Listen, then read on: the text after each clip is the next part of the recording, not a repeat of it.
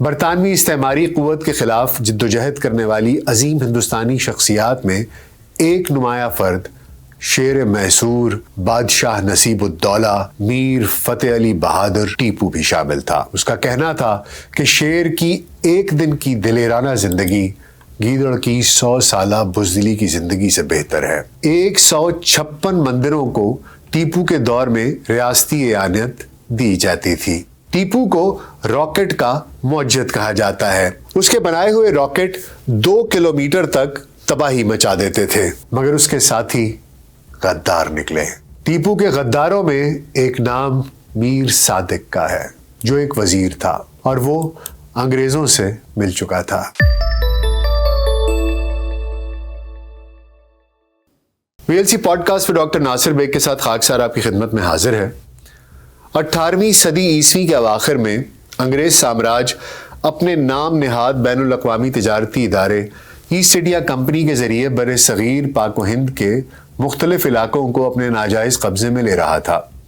ہندوستان بھر میں اس وقت طوائف الملوکی کا دورہ تھا، جبکہ شورش اور فتنہ انگیزی کی ہلاکتوں نے ہر سمت اپنے پر پھیلا رکھے تھے۔ حکومتی مرکز دہلی میں خاندان مغلیہ کی اقتدار پر گرفت انتہائی کمزور پڑ چکی تھی اور سارے ملک کا اقتدار اپنی اپنی جگہ علاقہ جاتی اکائیوں میں تقسیم ہو چکا تھا۔ تو ان سخت حالات میں بھی بہت سے جوان مرد حکمران ایسے تھے جنہوں نے دشمن سے سمجھوتا کرنے کی بجائے مزاحمت اور لڑائی کے دشوار راستے کو اختیار کیا۔ برطانوی استعماری قوت کے خلاف جدوجہد کرنے والی عظیم ہندوستانی شخصیات میں ایک نمایاں فرد شیر میسور بادشاہ نصیب الدولہ میر فتح علی بہادر ٹیپو بھی شامل تھا۔ سلطان میسور نے سر کو جھکانے کی بجائے کٹانے کا فیصلہ کر رکھا تھا۔ اس کا کہنا تھا کہ شیر کی ایک دن کی دلیرانہ زندگی گیدڑ کی 100 سالہ بزدلی کی زندگی سے بہتر ہے۔ دراصل سلطان ٹیپو نکتہ شناس آدمی تھا اور وہ اس بات کو خوب سمجھتا تھا کہ جان دی ہوئی اسی کی تھی۔ حق تو یہ ہے کہ حق ادا نہ ہوا۔ قسمت کی خوبی دیکھیے کہ ٹیپو کے آباء و اجداد دراصل شمالی پنجاب کے رہنے والے تھے۔ یہ خاندان متصوفین کی چشتیہ لڑی سے نسبت رکھتا تھا اور حضرت بہلول دریائی سے ارادت و عقیدت رکھتا تھا۔ مرشدوں کے حکم پر ہی یہ خاندان ایک زمانے میں پنجاب سے جنوبی ہند کے علاقے گلبرگہ میں منتقل ہوا اور پھر اسے اپنا مستقل مسکن بنا لیا۔ یہ خاندان اردو اور فارسی بولتا تھا۔ سلطان ٹیپو کا والد حیدر علی میسور کی افواج کا کمانڈر ان چیف تھا۔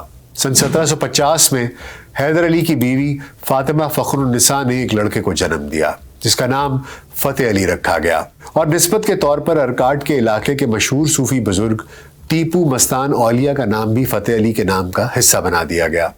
حیدر علی جرنیل تو شاندار درجے کا تھا ہی، مگر پڑھا لکھا نہ تھا۔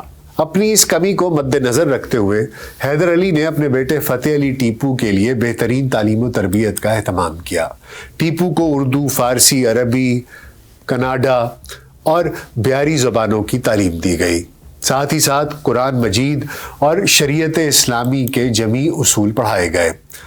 اسی طرح ٹیپو کو نشانہ بازی، گھڑ سواری اور شمشیر زنی میں طاق کیا گیا۔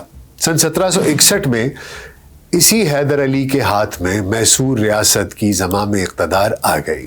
حیدر علی نے مختلف شمالی ریاستوں کو میسور میں شامل کیا۔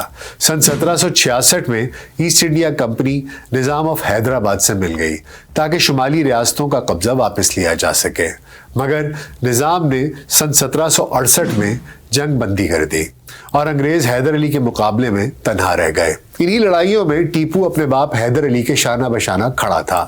16 برس کی عمر میں کرناٹک حملے کے دوران ٹیپو ایک گھڑ سوار دستے کا کماندار تھا۔ یہاں یہ بات جاننا بھی ضروری ہے کہ میسور ریاست کے سلطنت فرانس سے تعلقات استوار تھے اور فرانسیسی جرنیل حیدر علی کے سپاہیوں کی جنگی تربیت فراہم کرتے تھے۔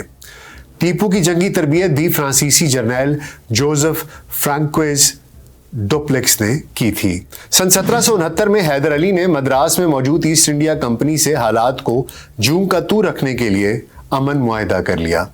انگریزوں کی ریشہ دوانیوں سے تنگ آ کر حیدر علی نے سن 1780 میں مراٹھوں کے ساتھ معاہدہ کیا اور کرناٹک پر کئی حملے کیے۔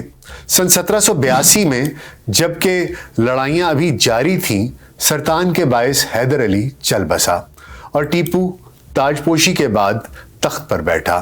ابتدائی طور پر ٹیپو نے انگریزوں کے ساتھ ایک امن معاہدہ کیا اور کچھ سالوں تک امن کی فضا قائم رہی، مگر 1789 میں ایک مقامی ہندو راجا کی گوشمالی کی مہم کو انگریزوں نے امن معاہدے کی خلاف ورزی قرار دیتے ہوئے میسور کے نصف حصے کو اپنے قبضے میں لے لیا۔ سن 1790 میں گورنر جنرل لارڈ کارنوالیس نے ٹیپو کا نام ایسٹ انڈیا کمپنی کے دوستوں کی فہرست سے نکال باہر کیا۔ بہرحال ٹیپو نے کسی نہ کسی طرح اپنی ریاست کا استحکام برقرار رکھا اور نہ صرف افغانستان کے دورانی حکمرانوں اور ترکی کی عثمانی سلطنت کے ساتھ سفارتی و جنگی تعلقات قائم رکھے، بلکہ ایران، عمان، چین اور فرانس سے بھی میسور کے تعلقات کی مضبوطی پر خصوصی توجہ دیتا رہا۔ میسور کی 4 جنگوں میں آخری جنگ سب سے زیادہ اہمیت کی حامل تھی۔ گورنر جنرل لارڈ ماگنٹن نے بہانہ بنایا کہ ٹیپو کو فرانس سے مدد مل رہی ہے۔ اسی بہانے پر برطانویوں نے سن 1799 میں میسور کے مرکز سرنگا پٹم پر دھاوا بول دیا اور اپنے معتمد ساتھیوں کی غداری کے باعث 4 مئی سن 1799 میں ٹیپو میدان جنگ میں عین لڑائی کے دوران شہید کر دیا گیا۔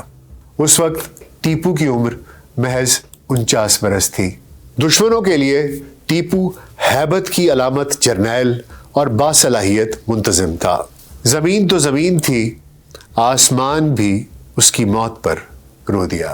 17 برس کے دور حکمرانی میں ٹیپو نے میسور میں شراب سمیت ہر طرح کی منشیات اور بدکاری پر مکمل پابندی لگا دی۔ فتح علی ٹیپو اپنی مسلم اور ہندو عوام میں فرق روا نہ رکھتا تھا۔ اس نے میسور کا نئے سرے سے اشتعال اراضی کرایا، ریشم سازی کی صنعت کو فروغ دیا، لکڑی کے کھلونوں کی تیاری و فراہمی میں میسور دنیا بھر میں مشہور ہو گیا۔ نئے اور منفرد سکے جاری کیے گئے، نیا کیلنڈر وجود میں لایا گیا۔ ٹیپو پردے کا قائل تھا اور اس حوالے سے اس نے بہت سے خصوصی اقدامات اٹھائے۔ 156 مندروں کو ٹیپو کے دور میں ریاستی اعانت دی جاتی تھی۔ سڑکوں کی تعمیر کے ذریعے اس نے متعدد شہروں کو آپس میں جوڑ دیا۔ آب پاشی اور پینے کے پانی کی فراہمی کے لیے ڈیم بنوائے۔ ٹیپو کے دور میں میسور ایک خوشحال ترین ریاست بن گیا۔ کچھ ہندو قبائل میں ایک عورت کی کئی مردوں سے شادی کا رواج تھا۔ ٹیپو نے اس قبیح رسم کا خاتمہ کیا۔ مسلمانوں کے لیے قاضی اور ہندوؤں کے لیے پنڈت جج تعینات کیے گئے۔ ٹیپو کو راکٹ کا معجد کہا جاتا ہے۔ اس کے بنائے ہوئے راکٹ 2 کلومیٹر تک تباہی مچا دیتے تھے۔ لوہے کے بنے ہوئے پروپیلر والے ان میسوری راکٹس کے ماڈل آج بھی برطانیہ کے عجائب خانوں میں موجود ہیں۔ میسور کی چوتھی اور آخری جنگ جس میں ٹیپو شہید ہوا، اس وقت میسور فوج میں 5000 تربیت یافتہ فوجی موجود تھے جو راکٹس چلانا جانتے تھے، اور لڑائی کے لیے تیار شدہ راکٹس کی تعداد بھی ہزاروں میں تھی۔ ٹیپو کی فوج میں مسلمان، راجپوت اور قبائلی شامل تھے۔ اس کی بحریہ 40 جنگی بحری جہازوں پر مشتمل تھی، جن پر لگ بھگ 140 توپیں نصب تھیں۔ ٹیپو نے فرانسیسی نیوی افسر ایڈمرل سیفرن کے مشورے پر بحری جہازوں کے پیندے تانبے کے بنوائے تھے تاکہ ان کی عمر طویل ہو سکے۔ ٹیپو کے وزراء اور مشیروں میں خاصی تعداد میں ہندو بھی شامل تھے۔ 5 فٹ 8 انچ قد کے ٹیپو کی گردن کوتاہ تھی اور شانے چوڑے تھے۔ ہاتھ پاؤں قدرے چھوٹے مگر آنکھیں بڑی بڑی اور بھویں مانند کمان تھی۔ ٹیپو صاف رنگت کا آدمی تھا۔ دراصل ٹیپو وہ بادشاہ تھا جو انگریزوں کو شکست فاش دینے کی مکمل قابلیت اور اہلیت رکھتا تھا۔ اس کے پاس جدید ترین توپیں، بندوقیں، میزائل اور عمدہ ترین تربیت یافتہ جرنیل و سپاہی دستیاب تھے، مگر اس کے ساتھی غدار نکلے۔ ٹیپو کے غداروں میں ایک نام میر صادق کا ہے، جو ایک وزیر تھا اور وہ انگریزوں سے مل چکا تھا۔ عین لڑائی کے وقت اس نے فوجیوں میں اعلان کرا دیا کہ تنخواہیں تقسیم ہو رہی ہیں، سب تنخواہیں وصول کرنے آ جائیں۔ پھر پنڈت پورنیا تھا جو ٹیپو کی فرانس سے خط و کتابت کو انگریزوں تک پہنچاتا تھا۔ اسی طرح قلعہ جاٹ اور افواج کے ناظم اعلیٰ میر غلام علی نے غداری کی اور اس کی جانب سے قلعے کی فصیل سے انگریزوں کو سفید رومال لہرا کر خوش آمدید کہا گیا۔ اور ٹیپو کے ذاتی مصاحب راجہ خان کی دیدہ دلیری کا تو یہ عالم تھا کہ ٹیپو کی شہادت کے بعد اسی نے ٹیپو کے گلے سے موتیوں کا ہار چرایا۔ غدار میر صادق کے ساتھ بھی بہت بری ہوئی، وہ خود بھی قتل کر دیا گیا۔ انگریز پوری تیاری کے ساتھ 3 اطراف سے سرنگا پٹم پر حملہ آور ہوئے تھے۔ ایسٹ انڈیا کمپنی کے پاس 60,000 سپاہی تھے، جن میں 4,000 یورپی باشندے تھے، باقی لوگ مقامی تھے۔ سلطان ٹیپو کے پاس بھی 30,000 فوجی تھے، مگر قیادت غدار ہو چکی تھی۔ ادھر نیپولین مصر کی فتح کے بعد 15,000 فرانسیسی سپاہی سلطان ٹیپو کی کمک کے لیے ہندوستان بھیجنے کا ارادہ رکھتا تھا، مگر مختلف وجوہ کی بنیاد پر ایسا ہو نہ سکا۔ فرانسیسی جنگی مشیروں نے ٹیپو کو سرنگا پٹم سے نکل کر دیگر قلعوں کے ذریعے انگریزوں سے جنگ جاری رکھنے کا مشورہ دیا، مگر ٹیپو نے عزیمت کو فرار پر ترجیح دی۔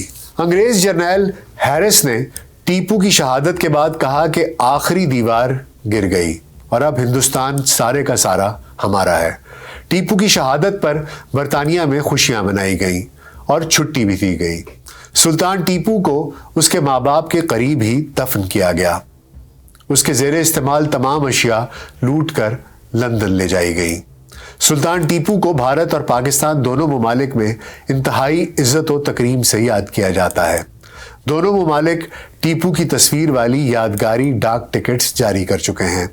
سلطان ٹیپو پر متعدد فلمیں، ڈرامے اور ڈاکیومنٹریز بھی بنائی جا چکی ہیں۔ انگریزوں نے ٹیپو کے راکٹس کی نقل کر کے اپنے راکٹس بنائے، جو انہوں نے پھر دنیا بھر میں اپنی مزید استعماری جنگوں میں جا بجا استعمال کیے۔ سلطان ٹیپو نے کل 5 شادیاں کی۔ سلطان بیگم اور رقیہ بانو بیگم سے نکاح 1774 میں ہوئے، جبکہ ختیجہ زمان بیگم سے نکاح سن 1796 میں ہوا۔ خدیجہ بیگم 1797 میں انتقال کر گئیں۔ ٹیپو نے برانتی بیگم اور روشنی بیگم سے بھی نکاح کیے۔ ٹیپو کی اولاد میں شہزادہ حیدر علی، غلام محمد اور سلطان صاحب شامل تھے۔ ٹیپو کے خاندان کے ارکان آج بھی جھنگ پاکستان میں حضرت بہلول دریائی رحمۃ اللہ علیہ کے مزار کے قریب اور میسور بھارت میں رہتے ہیں اور عام لوگوں جیسی زندگی بسر کرتے ہیں۔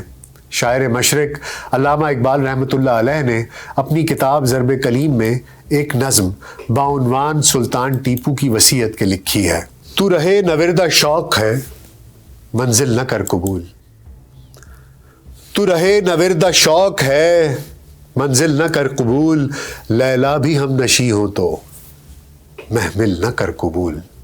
اے جوئے آب بڑھ کے ہو دریائے تند و تیز، ساحل تجھے عطا ہو تو ساحل نہ کر قبول۔ کھویا نہ جا صنم کدائے کائنات میں، محفل گداز گرمی محفل نہ کر قبول۔ صبح ازل یہ مجھ سے کہا جبرائیل نے، جو عقل کا غلام ہو وہ دل نہ کر قبول۔ باطل دوئی پسند ہے، حق لا شریک ہے، شرکت میان حق کو باطل نہ کر قبول۔ جبکہ غداروں کے بارے میں اقبال نے کچھ یوں کہا ہے: جعفر از بنگال و صادق از دکن، ننگ ملت ننگ دین ننگ وطن۔